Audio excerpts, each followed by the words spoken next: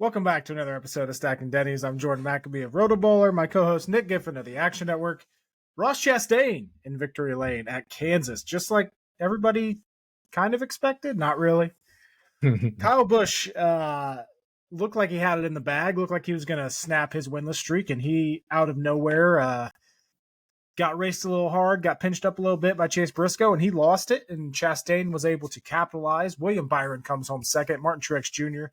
finally had a good race, broke his bad luck streak, finished third. Ryan Blaney, Ty Gibbs rounding out the top five. Bowman, Bell, Hamlin, Chase Elliott, and Zane Smith coming home 10th. Of course, one of my favorite bets last week was Chris Buescher top 10. He finished 11th. That is just my MO, I guess. But overall, I would say, we always hold Kansas in a very high regard in terms of great racing and just fun races. And I would say for a Kansas race, it was average. But for an overall race, I thought that was a very good race. There's still great racing at Kansas. And for it to say that it's just average is still a good race. We did see playoff drivers have trouble. Kyle Larson right at the beginning blew a tire, hit the wall. He finished 26th. Tyler Reddick finished 25th. Chase Briscoe finished 24th. Cindric finished 34th after he ran out of talent there. After he was having a very good run, he finished 7th in stage one. But overall, yeah, very, very good race. Non-playoff driver won, so nobody's locked into the round of 8. Makes things a little bit interesting with Talladega coming up. But, Nick, what'd you think of that race?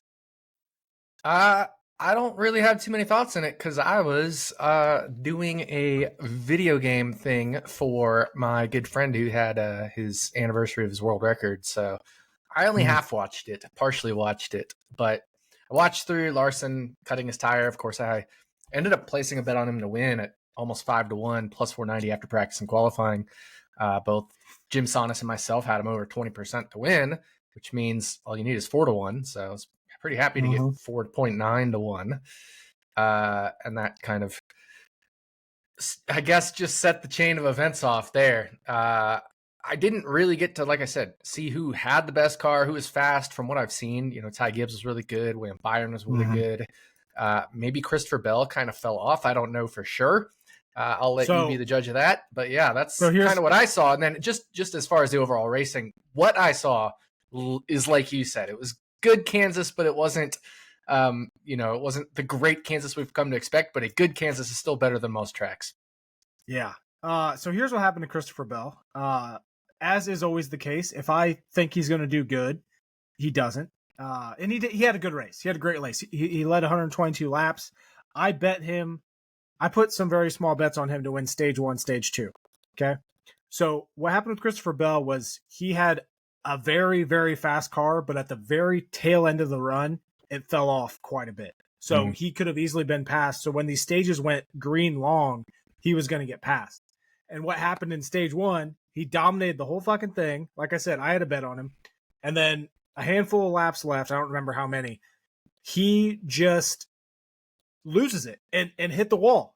And wow. Like he got loose and fucked up. And he did the exact same thing in stage 2 when he was going for the stage win. And he ended up finishing like 5th. He ended up finishing 5th in stage 1, 15th in stage 2. He's really lucky to bounce back and finish 7th. But Bell overall, I think, had the best car. Like I said, he fell off there in the very tail end of the long run. But he probably had the best car overall. Truex had a great car. He had a very good long run car. And Gibbs, yeah, he always has top 5 speed. He was finally able to put together a full race, finishing 5th. Bowman was up there all day. He won stage 2. But overall, yeah, you're right. Byron had a great car, as did Bell. I'd put those two at the best, and then Gibbs and Bowman were up there. And we didn't really get to see what Larson had, and then Hamlin, they had pit road issues, and he wasn't really able to showcase either. But it was a very interesting. It was a chaotic race for the playoffs, but at the same time, it was because we did not get a playoff winner. The fact that like Reddick and Larson ran into issues, it kind of was a good thing for them because it doesn't put them in as bad of a spot in a way. Like it's still like this is going to come down to Talladega and where everybody's at there, but overall, it shook things up a little bit. It's going to make it interesting. I don't know if we're going to get any surprise people eliminated, though. We could. I mean, Tyler Reddick's below the cut line, and Kyle Larson, he's only good 18. at super speedways, but he's also had his issues at super speedways. So, this Talladega is going to shake everything up. But yeah, right now, at least, Chase Briscoe and Austin Cindric certainly have their work cut out for them. Probably going to need a win in one of the final two races to make it through for both of them. But they could also just get a lot of stage points and still have a chance, and as long as they get good finishes. But certainly both of them are on the outside looking in. Not as bad for Suarez, only 14 points back from the cut line. Yeah, I mean, obviously I don't have a ton to say on Kansas. I do want to watch back because I saw, like I said, most of stage one.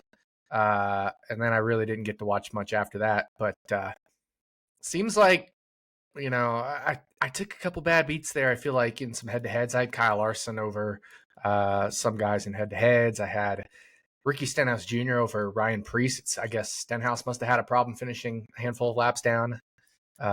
So it looks like Stenhouse finished on the tail end of the lead lap. Yeah, I forget what happened there, but Preece had a really good car. Like, he was legitimately almost in the top 10 running. Interesting. He had a really good car. I don't know where that came from, as did like Daniel Hemrick. Daniel Hemrick in that last run was legitimately running 15th, and he looked good in practice. Yeah, he finished 20th. And once again, I think a big takeaway from this is 23-11. Once again, we're not that good. No. Reddick was not that good. Bubba Wallace was not that good at a track that they historically and all of a sudden Tyler Reddick, he's on a bit of a cold streak, and like he's one bad race at Talladega from possibly needing a top 3 run at the Roval. So this is going to be an interesting race at Talladega coming up this weekend. This definitely shook things up quite a bit. This Kansas race did, but good race for Byron, good race for Blaney.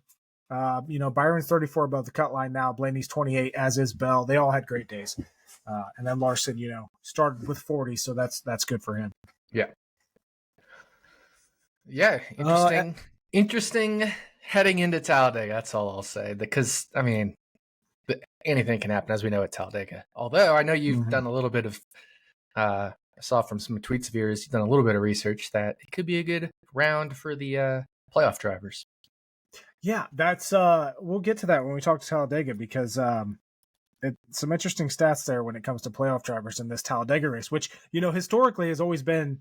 When I was looking up betting lines earlier today, the line for cars to finish on the lead lap at Caesars today is 29.5, which you think for a super speedway race that's like wildly high. That's actually like right in line with everything, and most of these playoff races at super speedways are very tame. So I'm almost wanting to bet the over there. Haven't bet it yet. One big thing from this Kansas race before we go on. I don't know if you saw the replays or anything, but lap 1, there was a wreck right on lap 1. Yeah. Once again, Josh Berry. Not once again Josh Berry, but once again we got flat tires. This time it was Josh Berry. Couldn't continue the race. Was out after lap 1, and Childers was pretty vocal. This is the craziest and dumbest thing he's seen in racing. I don't know what NASCAR needs to do, but I feel like that's an issue that they need to fix.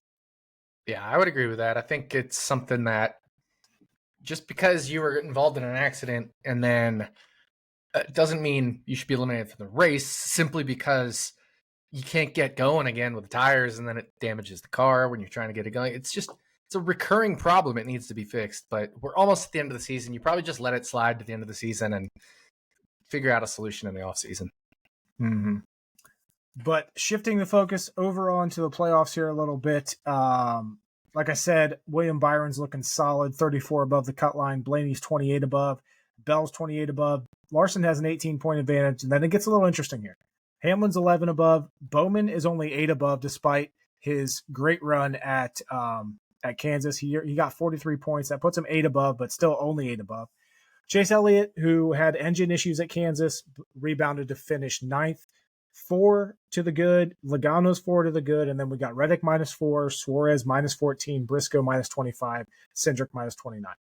obviously anything can happen. None of these guys are officially eliminated. Cindric, he's 29 points below, but he's very good at Talladega. He's a great super speedway racer. He gets stage points there, which is going to be, huge for this for the playoffs here and potentially, making it through. Mm-hmm. Any major surprises other than Reddick? I feel like most of this, and Larson, Larson doesn't have as big of a gap, but I feel like everything else is kind of where we expected it outside of one of those mid guys potentially winning Kansas. Yeah, I don't see too many surprises. And, you say Bowman's only 8 points ahead, but, a race ago, he was 10 points behind the cut line, and he just passed. Yeah, I think he just passed like 1, 2, 3, 4, 5 drivers. So it's just massive in terms of the standings. He just leapfrogged like 4 or 5 drivers. So, because I think he was second to last when they did the points reset for the start of this round. So I think he leapfrogged 4 or 5 drivers, which is really nice for him. But yeah, nobody's safe. Everybody's kind of connected. I guess maybe the top 3 are like a little bit of a tier ahead of Larson, who's kind of a mini tier ahead of Hamlin. But I think the only people who feel probably really good about themselves are the top 3 in points. And even then, maybe really only William Byron when all is said and done, just because anything can happen at Talladega, but he certainly has the most room to spare. But that could put him in the let's just play it safe at Talladega mode, and he could become an interesting fade, Yeah, and I could honestly see all 3 of those guys going into that kind of mode. I mean, hell, we saw Denny Hamlin do it last round at Atlanta. There's no saying Hamlin won't do it this time at Talladega too. Yeah, it's and that's the kind of I wouldn't say the frustrating thing, but adds another layer of uncertainty, betting and fantasy wise at this time of year, because you don't really know exactly what these teams are going to do, because there is the opportunity to not go 100% and go for the win or anything like that. So I did bet, I will note, I did bet Christopher Bell to win. FanDuel opened him at 32-1, and I really like him on super speedways, and 32-1 was just too long. So I put a small bet in on Bell at 32-1 to win this weekend, but and then I did hit Bowman over Elliott because it was plus 130, and my rule exactly at super plus speedways. 130. You bet it doesn't matter who it is, basically. Yep. Another interesting one I saw, I think it was Hamlin versus Logano, and I think it was Hamlin that was plus 115. Which both of them have had issues, finishing on super speedways. We both know they're good, but we get into those plus 130 or longer ranges with head-to-heads at super speedways. It's always a good idea just to bet the long money side and hope that the randomness plays out. Yep. I think when you're getting plus 130 on any head-to-head, you take it. Even plus 115 between 2 guys that are pretty comparable. It's okay to take the plus 115 there on Hamlin.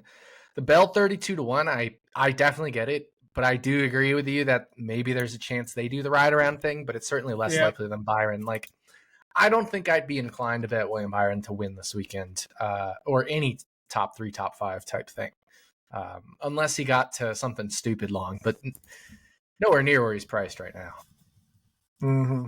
Yeah. So looking at, you have anything else on playoff standings? I think it's all of our discussion is going to pretty much be, based around Talladega on that part.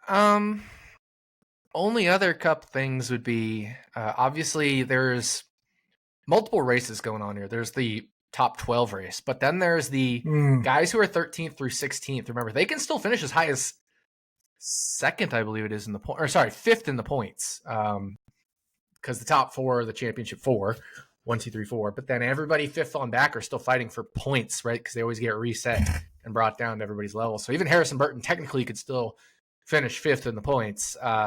Right now, Ty Gibbs has a 16-point lead over Martin Truex Jr., and then Keselowski's a chunk of points back. But Ty Gibbs, he could finish as high as 5th in the championship standings still. So still a lot to fight there for those guys. And then regular season points, Ross Chastain with a 26-point lead over Chris Buescher. A huge win there, helps there because the first one finishing 17th, I believe he gets a very nice bonus from NASCAR. And Bubba Wallace only 13 points behind behind Chris Buescher there. So 39 points behind Ross Chastain. It's really only down to those three. But I do think you'll see potentially a guy like, Bubba Wallace or Chris Buescher stage points racing because they want to get 17th, Yeah, I didn't think about that either. Speaking of Ross Chastain, obviously he got that win. If Harrison Burton wouldn't have won Daytona, do you know this? Would Chastain have been in? Chastain or would have been Buescher? Or Buescher. I think or Buescher Bubba. would have been in, or Bubba. Yeah, one of them. We'll have to go back and look, but there's a very real chance, given Chastain's round of 16 and now getting win at Kansas, he'd already be in the round of 8 had Harrison Burton not won. But I do think Darlington, even if hey, I was like, would Chastain be in the round of 8? Yeah, so at the end of the regular season, Chastain was behind Bubba Wallace and Chris Buescher in points, so he would not have. He would have needed Briscoe and Burton to not have won, and still may not have made it. Yeah, if he was behind those two, then those two would have been it. Okay. Yeah. Okay. Yeah. Interesting. But yeah. Always something to keep an eye on there. I completely forgot about the top 5. I forgot that they, kind of reset. Like you said, Gibbs 16 points above Truex right now as far as non-playoff drivers, and then, the points will reset, so to say, as other guys get eliminated. But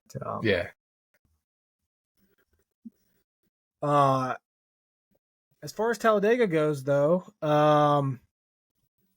let's talk about expectations and everything. Like I said, I think this is going to be a very tame, conservative race, especially because there was nobody locked in last week. So I think these playoff drivers aren't going to try to push the envelope, at least until the end. I think we're going to see a very boring race until the end, and then we might see guys trying to make moves. But I honestly think, and I hate to say it, I think this is going to be kind of like what the Daytona 500 was this year, where the race sucked. I don't know. I think if you're an Austin Cindric, if you're a Chase Briscoe, if you're a Daniel Suarez, you got to push the issue. You got to get stage points. So you got to force some hands there. You can't ride around. You got to get stage points for those 3 especially. So I definitely think those guys could be pretty aggressive. And even Tyler Reddick, who's on the outside looking in, maybe the guys that are just barely ahead of the cut line, right? They need to protect themselves by getting stage points. Denny Hamlin can't do what he did at Atlanta and ride around. Denny Hamlin probably has to grab stage points if guys like Suarez, Briscoe, and Cindric are running up there. That said, do I think they're going to be crazy aggressive and wreck each other? No. I just think some of these guys do need to at least press the issue and try to get what they can at the end of these stages. Obviously, if you're not in a position to, I can see them backing out of it and keeping it pretty calm. But if you're right on the borderline of that top 10 or 12th or 15th, and you're Cindric, Briscoe, Suarez, or even Denny Hamlin, I think you got to try to get into the top 15 or top 10 and get whatever stage points you can get. So there could be a little aggression from those guys at the end, but I do agree, by and large, this Talladega race tends to be tame. It just, that's the way it kind of just seems to work out year after year. We saw it mostly last year with Joey Logano just kind of riding around. We saw 28 cars end up on the lead lap at Talladega. So, not many cars getting into trouble. It's really only going to be right at the end. Do we see some of these non-playoff drivers try to press the issue and get a win because it's their only chance? But at the same time, they also don't want to take out half the field. So I think they'll be less aggressive blocking to try to get a win, right? I think they'll be more accepting of, all right, I just got to race my line here. But hey, anybody can make a mistake. You could always see a couple mistakes happen accidentally, but yeah, 28 cars in the lead lap last year, 27 cars in the lead lap the year before.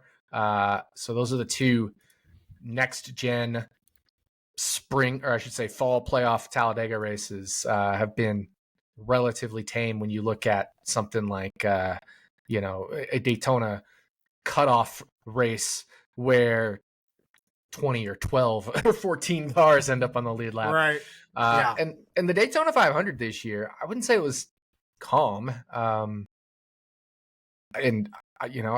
22 cars ended up on the lead lap there. There were 5 cautions, so 3 outside of the stages. But yeah, it wasn't crazy aggressive. But Daytona is different. Once you get into stage 3, Daytona gets crazy aggressive. I don't think this one's going to get crazy aggressive in stage 3. I think it'll just drivers trying to get their best finish here. And at the same time, when you're trying to get your best finish, some guys accidentally make a mistake or press the issue the wrong way, and we do see a big one. But I agree. I think it's going to be on the calmer side. I just think there will be moments where it could get exciting, especially towards the end of stages and the end of the race. Yeah, that's exactly what I was just going to say. I think the excitement is going to come at the stage ends, and then of course the end of the race. I mean, the last time we were here had a great finish. Tyler Reddick ended up winning it after McDowell threw a block and took out half the field. I think the ending is going to be great. I'm just worried about everything in between the stages in the end. But we'll see. We do have a full 40-car field. All 40 cars on the entry list, including Anthony Alfredo, our boy Anthony Alfredo, back in the 62 for Beard Motorsports. We got BJ McLeod in the 78. Got JJ Yaley in that 44 for the NY Racing team. And SBG will be driving the 16 this week. AJ Allmendinger's in the 13. I think that's all of the... Oh, Cody Ware's in the 15. Sponsored by Arby's. That's a... Interesting. I didn't know that they got that sponsor. Yeah, that's all on the list. Speaking of entry list, did you see the truck entry list when it first dropped this weekend? No, I haven't looked at NASCAR yet. So, when entry list came out, Grant Enfinger was listed as driving the Oldsmobile. I did see that. That was silly. How does that? I want to know how it happens. Like, that has to be someone playing a joke, right? I don't understand how that happens. Yeah, I don't know how that happens either. I need someone to find out, because it's pretty silly. That was funny making the rounds. But another week as far as betting lines go, Michael McDowell for the poll, he has won, 3 of the 4 this year on super speedways. Him and Gilliland have always had the strongest cars in qualifying, so make sure you keep an eye out on odds for those guys. Fords are always fast here. I'm expecting the exact same thing this weekend. Like I always say, with this next gen car, pretty much everything stays quite the same, outside of some changes here and there. But going back to the tweet that you were referencing before, and I guess this is also where the aspect of the race being a lot more calmer is the fact that over the last 10 Talladega races, I think that was the stat, 9 of them have been won by playoff drivers. Was that? Let me double check this stat real quick. Yeah, I think that's what it was that you tweeted. Okay, so yeah, Gen 7 Fall Talladega. Playoff drivers win, also finished second both times. Before the Gen 7, playoff drivers' top finish was second, first. Yeah, so 9 of the last 10 races have been won by a fall playoff driver. Now, I think I might do this, okay? Just for shits and giggles. I'm not going to, I wouldn't track this. This would just be a shits and giggles bets that I'm doing for fun. I'm not going to actually recommend anybody do this. But with that stat, part of me wants to, because the shortest odds for all of these drivers is 12 to 1. Mm-hmm. All of these playoff drivers. I just want to put like $10 on all of them, on each one, and then if a playoff driver wins, the worst you're doing is breaking even. And then obviously if they don't win, you're not going to win anything. But, right. I mean, you could do it something like $20 on the shorter guys and $8 on the longer guys, yeah, or whatever. Yeah, you could. Yeah, I mean, you could definitely size it right because like I said, Bell's at he was at 32. Looks like he's down to 25 now. Bowman's at 34. Chase Briscoe's at 44, and he's gonna probably have his whole Stewart Haas team backing him. Yep, Suarez have a 4-car train pushing him to the win. You never know. Mm-hmm. Yep. Yeah, they're going to be going all out. Like, there's definitely going to be team orders there because it's their last year. They're like, there's also that aspect of it. But yeah, like Bell's at 28 now. Larson's at 22. Reddick's at 25, which I thought was a little. I mean, it's a little bit longer than I thought, considering he's the defending winner here.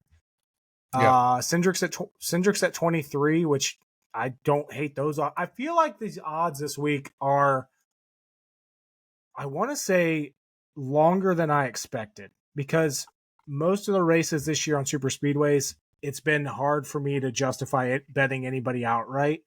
But even Hamlin sitting at 17-1 at a super speedway it is a lot longer than we typically see for Hamlin.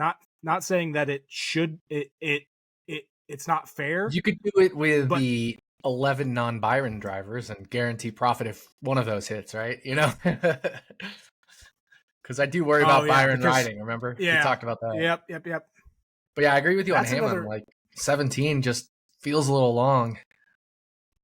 Yeah, like and I know like not normally, right? I talked about like in chaos races, 17 is the shortest I can bet any driver in the chaos super speed races. But this one's not chaos. This is going to be a little more predictable. Not a lot. It's going to be more predictable, but at this point, I can get to some drivers at 14-1 maybe instead of 18-1, 17-1 as the best I would do. Now, if we really think playoff drivers are going to win this period, and this is a big if, I'm not, but if we think they're going to win it 90% of the time, then if you eliminate Byron, you pretty much could bet the other 11 and guarantee, like I said, something there, but it doesn't quite work that way. It doesn't, just because it's happened 90% of the time in the past doesn't mean it's going to happen 90% going forward. Yeah, and just to completely clarify again, I'm not recommending that anybody. Right, exactly. I know my betting card's going to be extremely light this week. Same. So I want something to root for, Yep. But yeah, no. Going back to the aspect of this race potentially being very vanilla, that would, like, if someone like a Joey Logano was 15-1 or 17-1. I would be so inclined to bet that, because I feel like a mellow race sets up very well for Joey Logano, because he's always up front at races like that, where like he always has the car to get to the front in the beginning and the middle of these races, but then fucks it up at the end. But if this is going to be a calm race, it makes me like Logano a little bit more than normal. Mm-hmm. And same for like Ryan Blaney, but for whatever reason, my mind's going to Logano first. Probably because he just won Atlanta. I think what I might do is just shop around and just find every group I can with Byron in it and bet the other 3 drivers. I'm not joking, right? So there's a DraftKings, there's Byron, Elliott, Hamlin, and Reddick. And if you just bet the other 3, and as long as Byron doesn't win, you profit. Group, let's see, C at Caesars, Byron, Elliott, Wallace, Bell. Group G at Caesars, Byron, Hamlin, Elliott. You know what I mean? You know what's going to happen? You know what's going to happen when you say this, right? Just the way that your season's gone. Oh, I know. Is he's going to go out there and he's going to win this fucking race. It's what's going to happen. Exactly. I'm checking other books to see if there are more Byron groups, right? It's just like, it's just a thought I had. I'm not totally sure I'm there yet on doing it, but like, it kind of feels right. Kind of, yeah. It makes sense. It does make sense. Especially, man, well, I mean, we don't know, but like, especially if he got stage points, he would be incentivized to just ride around. Mm-hmm. You see Caesar's stupid top 20s? Yeah. Well, I think the I'll tell you what, and that's funny you said that because I was just about to bitch about this. What the fuck are these top 10 odds this week? Top 10 odds. I was just looking at top 20. Well, top 10s are equally Just as bad. Yeah, I'm just looking now. Like, wow, that's terrible. Completely unbettable. Nothing is worth betting in top 10s. I don't know if all these books got together and was like, we got somehow destroyed last time, but I would not recommend a single top 10 bet this week. And typically, you can't. Typically we get like a BJ McLeod at like 15-1, and it's like, yeah, that's worth, that's worth betting. He's sitting at like plus 300 on some books for a top. Like, fuck all of you. Yep.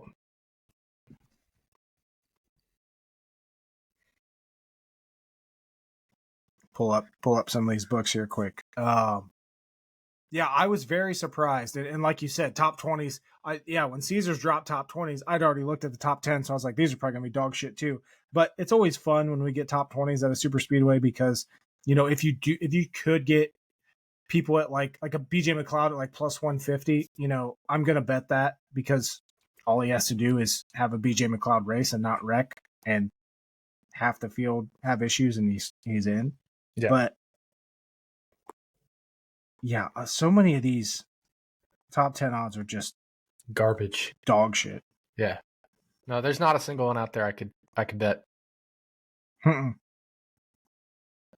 looks like Fanatics has the longest on some of these shit boxes. They got McLeod at 8-1. I will note though, I did see some lines on 365 that I didn't think were awful. John Hunter Nemechek at 18-1 for top Toyota. Jones is also 10-1 at top Toyota. I'd like to see him get a little bit longer, but I don't mind John Hunter Nemechek at 18. 20 at Caesars. Yeah, 20 at Caesars. You're right.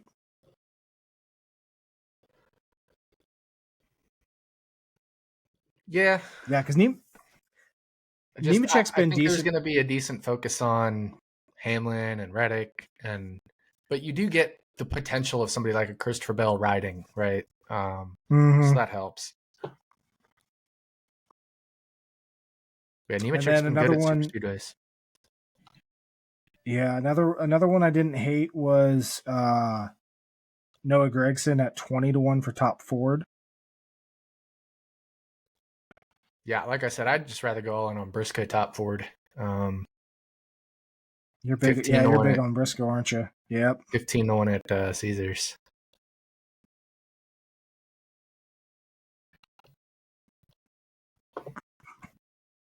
You know what? I wish he was a little bit longer. Corey LaJoie sitting at 22-1 for top Ford. He's not in a Chevy anymore, so yeah. He came away with a top 15 finish at Kansas, by the way. He did.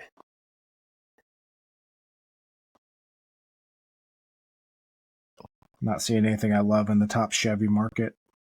No, I'm not either. Like, yeah, most of these lines are just fucking garbage this week. And, maybe we'll get something later in the week come out, but right now, typically with Daytona and Talladega, we're sitting here on Tuesday looking at these odds and we're like, I could probably maybe bet that, Yep. These are like, no, I don't want anything to do with this.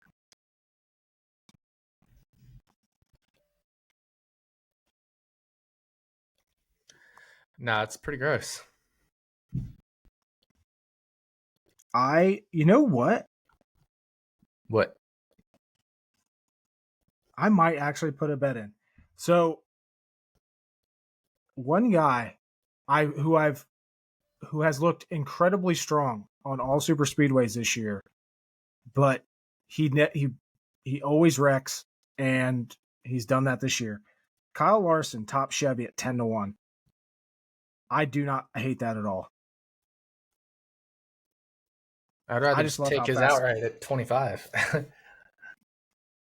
I still rather probably take Top It's Chevy than down to in case 22 finishes now. second. Yeah, but you're getting better odds on him winning in that case, just because, like, if you do the math, Chevy is. I'm trying to find the odds of like winning manufacturer. Right? Chevy is plus 145. In a three-way market, that is. Let me do the math. I gotta pull up Excel here.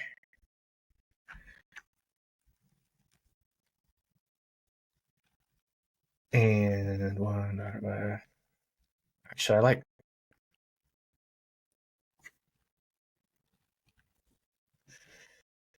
So Chevy is 38% to win, right?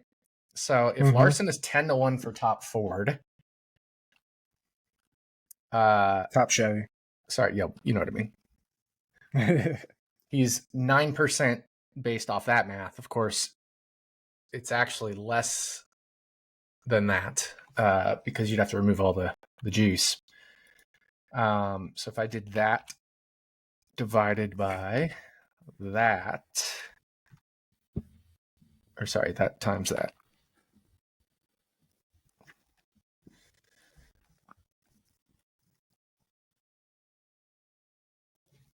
Equals 1 divided by that. It's 1. Yeah. It's tough to say. Like, if he was 50-50 to be top Chevy, or if Chevy, I should say, was 50-50 to win, then, taking his top, I should say his, taking him at 25-1 to win would be better. But because Chevy's only 38% to win, yeah, I think you're right. I think top Chevy might be a little bit better. And you know how I am when it comes to betting outrights anyway. Right. Yeah, but top manufacturer isn't outright. Yeah, but it is, but it isn't. Like, It is, though. What was it? was it Watkins Glen where top Toyota finished like 14th? Yeah, but that's still an outright on the. It's still an outright on the Fords.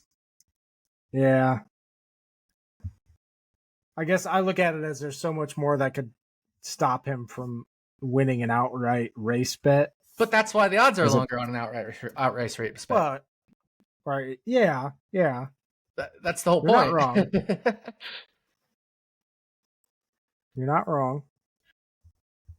Yes, a driver is more likely to win his group than to win the race, but that's why the group odds are 3-1 instead of 25-1.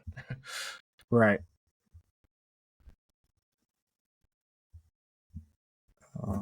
Let's see here.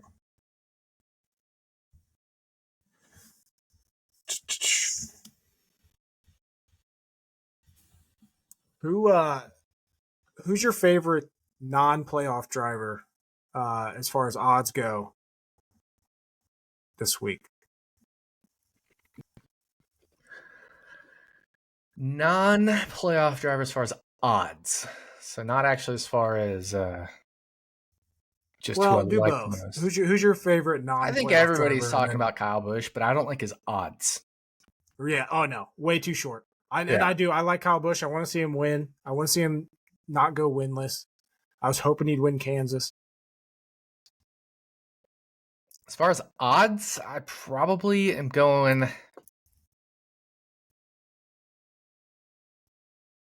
Probably going Gregson, maybe Stenhouse. Any love for Eric Jones at 55? I do like Eric Jones at 55. He's been so good at Talladega. I always like him at 55.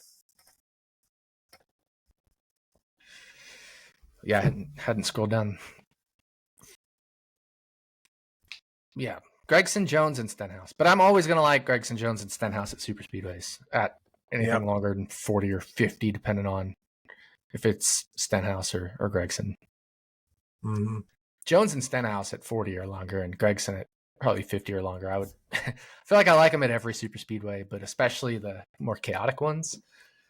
It's just it's going to take a lot more for them to win this one than your other super speedway races. Like even your first Talladega race is more chaotic, right? Because if you win, you're in the playoffs. Yep. So it's much more important than like a lot of these guys' season's over. They're just trying to maybe get a win if they can, but they're not going to dump the field in the middle of the playoffs to do it.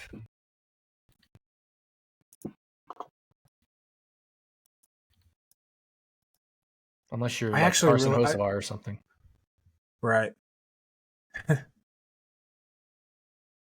I really like that Jones 55. I don't know. I'm big on Jones this week. I'm always big on Jones and Super Speedways, but like I said, it's just one of those spots where I don't think he's going to press the issue to grab a win. Yeah. At the expense of potentially wrecking playoff drivers. And that's exactly why we see so many of the playoff drivers win this race. Yeah. Is because I think a younger driver might do it because they haven't learned yet. That's why I joked about a Carson Hocevar, right? Somebody like that. A Zane doesn't have a ride yet secured technically for next year. So that sounds like he's the favorite for like third FRM maybe or something. But even then, it sounded like there was a little bit of bad blood there at one point potentially. So I don't know. But like I could see a Hocevar, a Zane Smith, just because they're younger, maybe trying to prove something. Hocevar because he's stupid aggressive, and Zane maybe just because he needs to try to grab a win, like a proving win, although he's not that type to typically dump people. But I really don't. I don't see even a Noah Gragson like pushing the issue and screwing everybody up over a kind of meaningless win when he has a ride secured already. You know who speaking of that, you know, like who I could see doing that, being that aggressive non-playoff asshole? Corey LaJoy. Corey LaJoy, yeah. But also Michael McDowell and Ross Chastain. Ross Chastain would not screw over Daniel Suarez.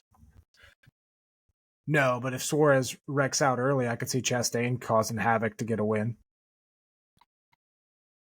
And not thinking twice about it. But that also is contingent on Daniel Suarez wrecking out, right? So in a calmer version of Talladega where you're not expecting Suarez to wreck out, it's less likely that happens. McDowell, I think, is a guaranteed wild card this race. Like if there's going to be a big one at some point, I think he's going to be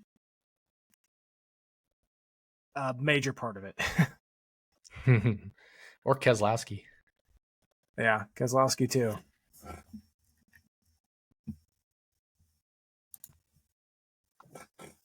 But no, I hope Zane Smith wins it because he's going to be my 36 for 36 pick. Yep. I also would love to see a guy like Anthony Alfredo win it, who, by the way, 3 starts at Talladega has never finished worse than 12th. Interesting.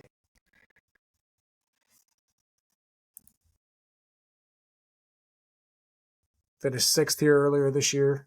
I think we got him at like stupid long odds for a top 10 if I remember right. Yeah.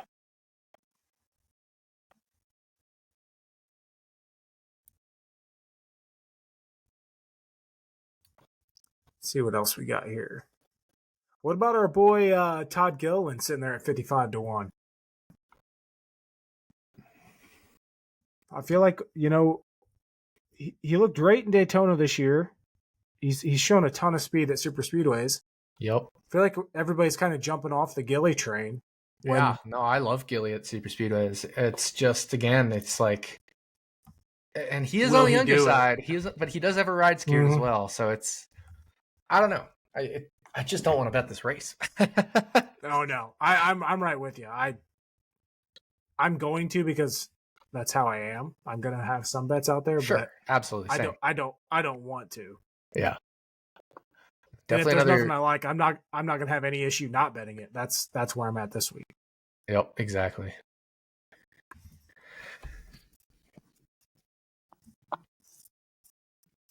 like Rove will be fine to bet because we'll be able to figure out driver strategies, and if books aren't accounting for those, I think that'll help.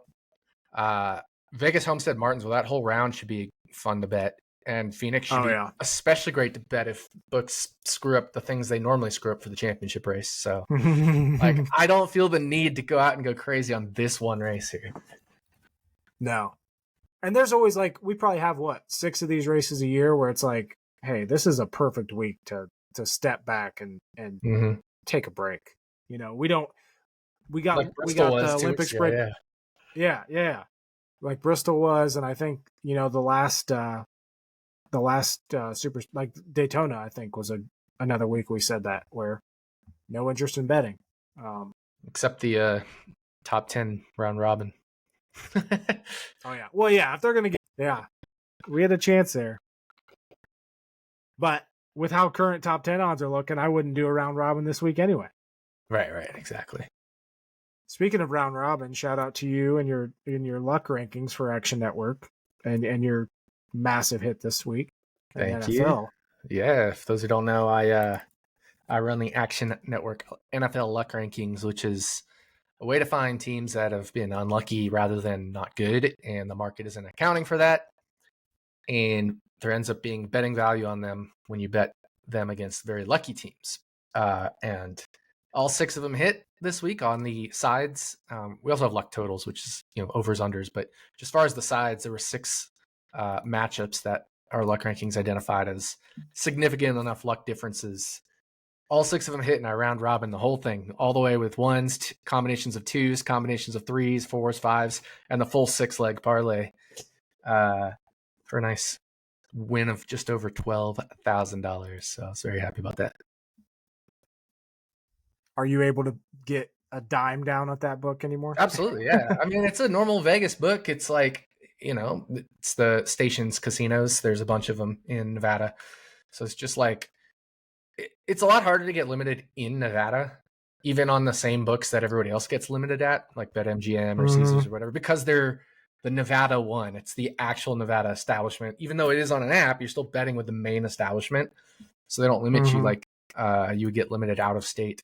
That said, I am pretty severely limited at Stations just even before this weekend. And so round robining is one way for me to get around those limits, which is really nice. But I'm limited on pretty much everything aside from like main NFL lines, you know, which are the most liquid in the world. So they're the ones that are the hardest to beat. So they always feel fine dealing higher limits on those. But at the same time, it's still a nice way for me to get around limits. So, because I'm only limited to like $500 on an NFL side or total, when it used to be I could get however much I wanted down. If I wanted to bet 10,000 on one, I could. I don't bet that much on NFL. I'm not doing $10,000 units, but I could if I wanted to. Now I'm limited to $500 max on a single NFL like money line, or not money line, spread. I'm curious. I want to like job shadow someone that works at a book so I can understand more of how they determine who gets limited and all the stuff that they do.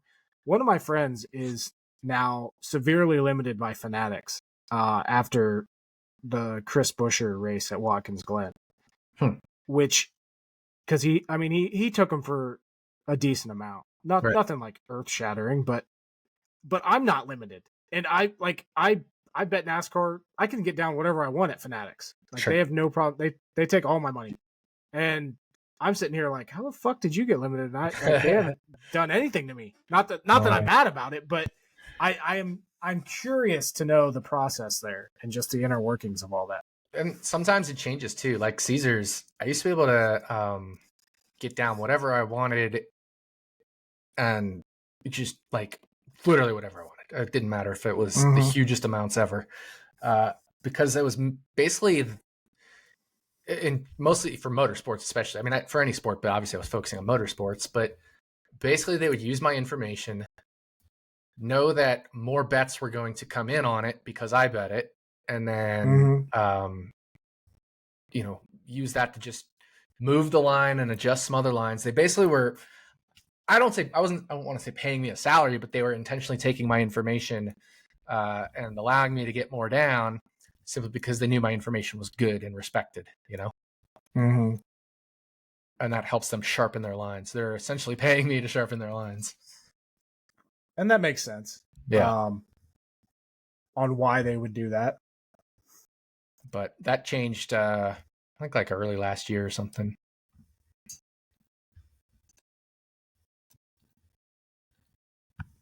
Interesting. Anything else for Talladega before we get to our picks?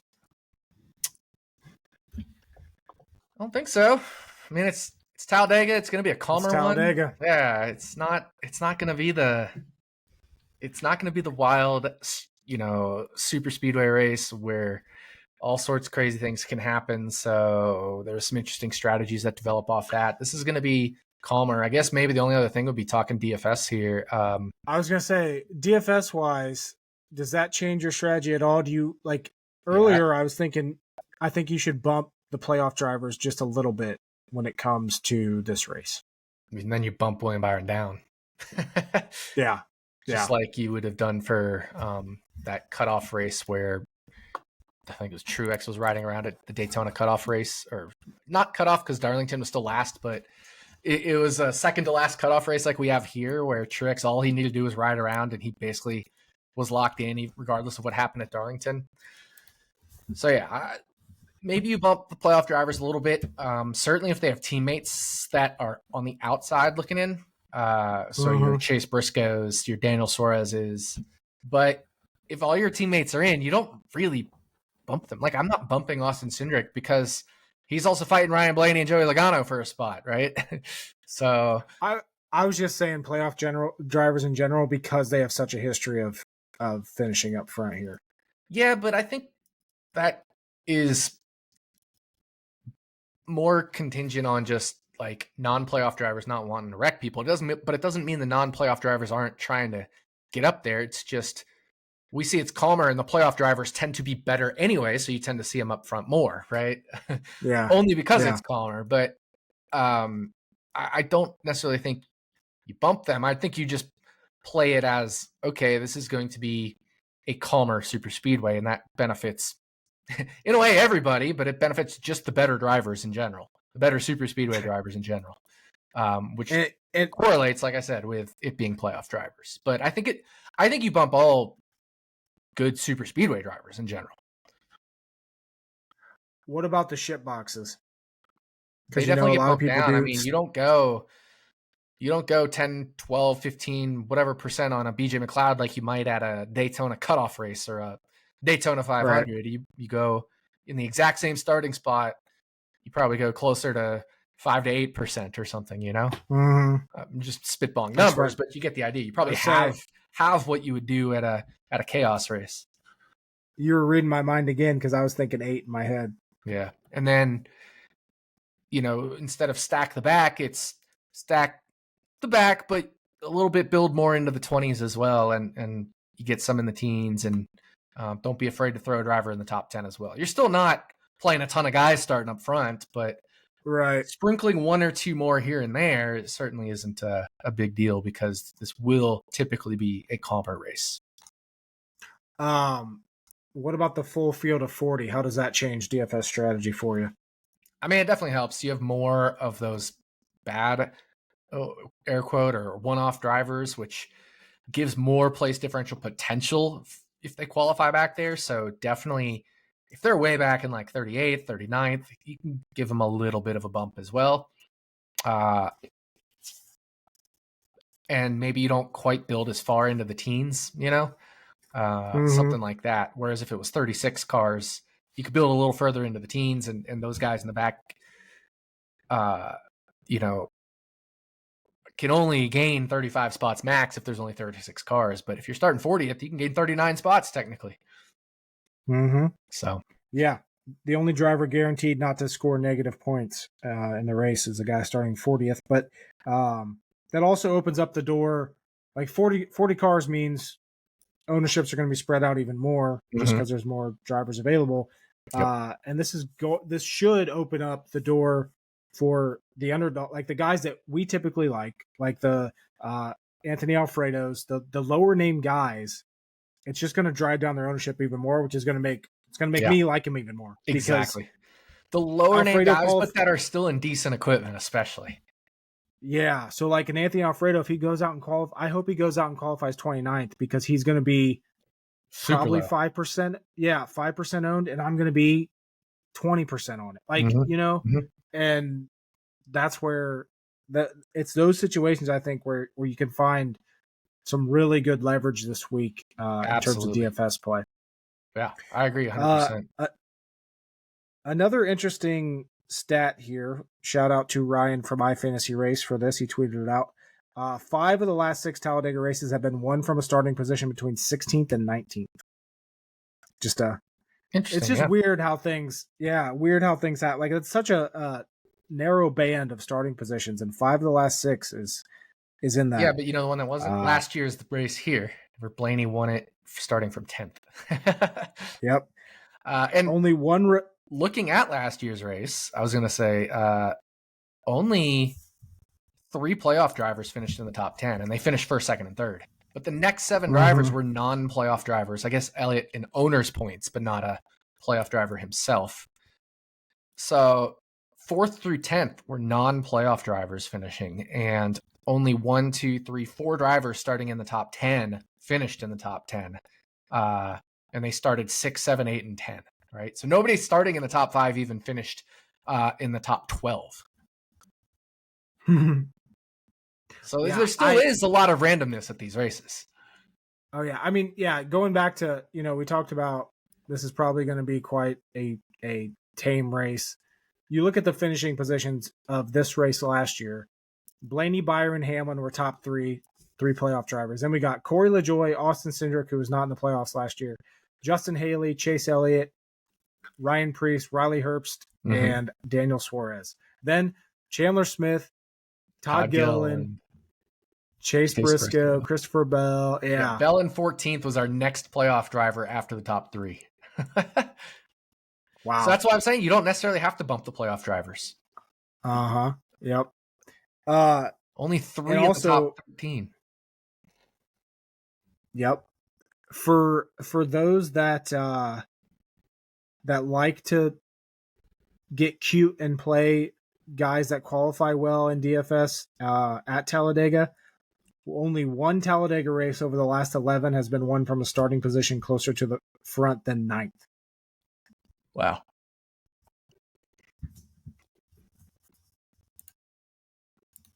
Tell you what, though, if there's a year it's going to happen, it might be this year with how the Fords have been so good. Yeah, I was just about to go back and look on the other races. So Reddick won here starting 18th. Of course, in that band. Byron won Daytona starting 18th. That's weird. Suarez won Atlanta starting 23rd. Daytona 2 was won by Harrison Burton. I think he started like 34th or something. 20th. Yeah. Wow, all of the top 13 finishers in the second Daytona race started 11th or worse. Yeah.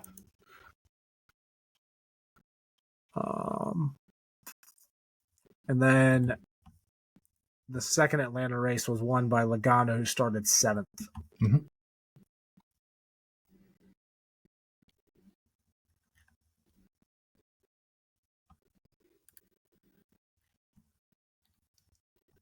I want to say that there's a streak of different winners going on here at Talladega too. I could be wrong though.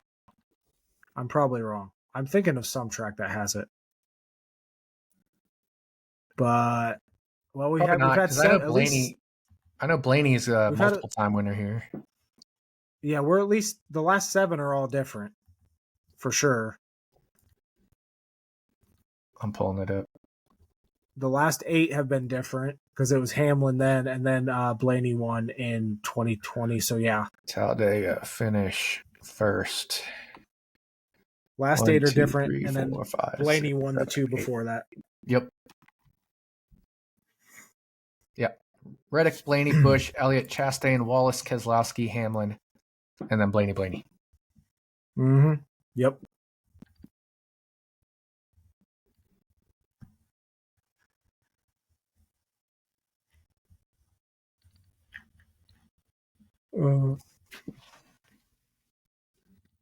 I always forget Kez has 6 wins here. Yeah, longer back though. Oh yeah. And the first being the most infamous. Mm-hmm. I thought he was in that at 09? Wasn't it like the 88 or an 09 or something? It was the James Finch car. Phoenix Racing. 09 Chevrolet. 09, yeah, that's what it was.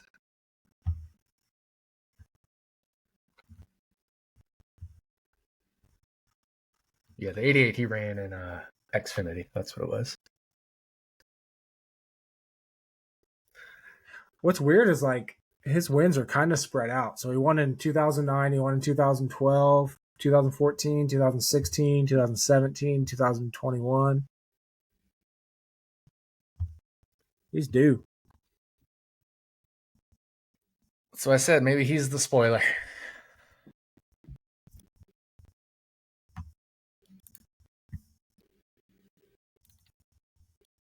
Is that who you're picking to win this week? No. That is not who I'm picking to win this week.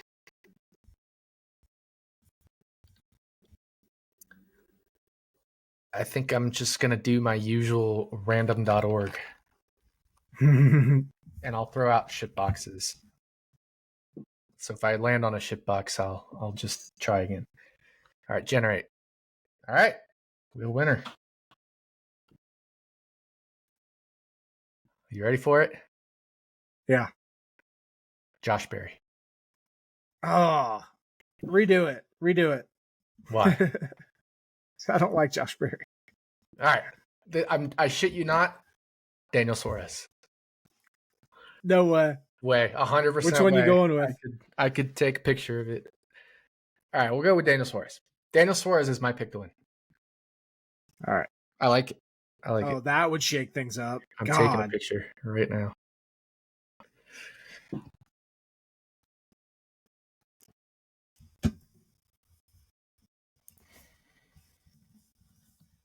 I feel like I have to do random.org as well. I just left it on 1 to 100 and then just clicked. And if I get a non-number, I'll just, click generate again. I just sent it to you on Twitter. So it's proof that's what I had. Guess who I got? And I'm sticking with this. Nope. Who? Similar lines though. Similar kind of driver. Zane? Close. Hocevar? Nope. I don't know. Who? You might not get it. Anthony Alfredo is winning this race. Oh, you got the 62? Fast pasta. Yeah. That's insane. First click, 62. That's crazy. I love it. Sometimes you just have to have fun. What are the chances? Oh, yeah. Yeah, I'm going Alfredo, which, by the way, I'm on a bit of a hot streak. After I went through a Martin Truex Jr. style shit of a summer. Yeah. I had Bowman last week, who finished 6th. 4 of my last 5 have finished 10th or better. 3 of my last 4 have finished 6th or better. You had Larson last week. You put the what did we call your jinx?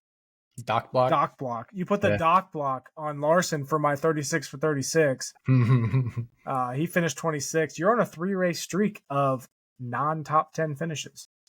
Yikes. Speaking of shitty weeks, I had Kyle Larson for Kansas in 36 for 36, and he laid a fucking egg. After John Hunter Nemechek laid an egg at Bristol, you gained 9 points on me with Bubba Wallace and him gaining 20 points at Kansas. But this ain't over yet. You are 63 points behind. And I've gained 9 and 10 points a race the last 2. If I just keep doing that over 6 more races. Don't tell me that. Right there. Don't tell me that. Right there. And I think I know who you're going with. Yeah, I mean, I only have one choice. Ricky Stenhouse Jr. Oh man. Have to choose him. It's the only option. And I have some pretty big hitters left. I have Larson, Elliott, Blaney, and then I have Josh Berry at a short track and Noah Gregson either at a short track or a mile and a half where he's been awesome this year. Mm-hmm. I'm feeling really good with who I have penciled in the rest of the year. You got some pretty big names. But you got Bell, Byron, and Reddick and Gibbs. So Yep. Zane Smith is my Talladega pick. As he should be. Yep. Can't use any of the heavy hitters here. I wish I would have used Zane over these last 2 weeks. Oops. Why did I strike these three? I wish I would have used him at Bristol and Nemechek here at Talladega, but we'll see if Zane can continue his good run, and just don't wreck out. Don't let Doc gain another 10, 20 points on me this week. That'd be awesome. Yeah, for you. Could get a 20-point swing here and 30-point swing here, and and then the heat's on. You know what's going to happen? Zane's going to wreck out lap 4 at Talladega. And then we're going to go to the Roval, and I'm going to feel so confident and take an Allmendinger because I've had that penciled in all year. And he's going to blow an engine on lap 2. He's also not going to go for stage points, which helps me if I have Elliott go for stage points. Yeah. Yep. Yeah, it ain't over yet. This ain't over yet. Not over. You're minus 1,000 to win, but Chase Briscoe is minus 1,000 to not make the playoffs, right? Yeah. I think this is a you cannot lose points to me this week, I don't think. Yeah, I got to get points. And then if you do, it's going to take a catastrophic race. Yeah. Remaining. Which isn't, I mean, it's not out of this world, but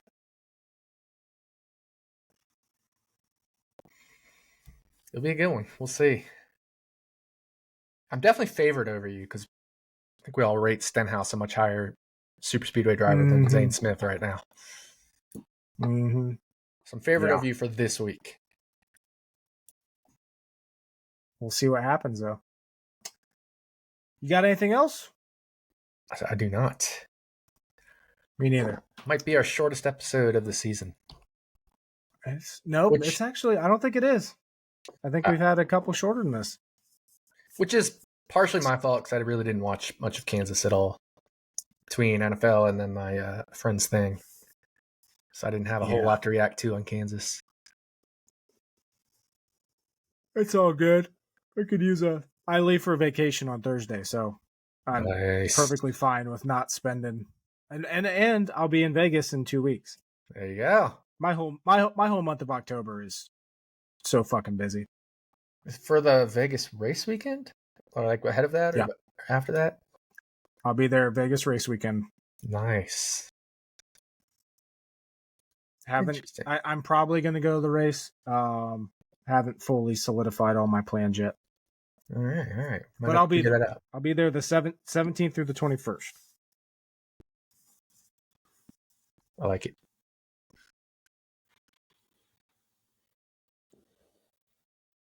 Oh, all right. Signing off. Yes, See you guys. Good luck at Talladega this weekend. We'll be back next week to talk the Roval. See ya.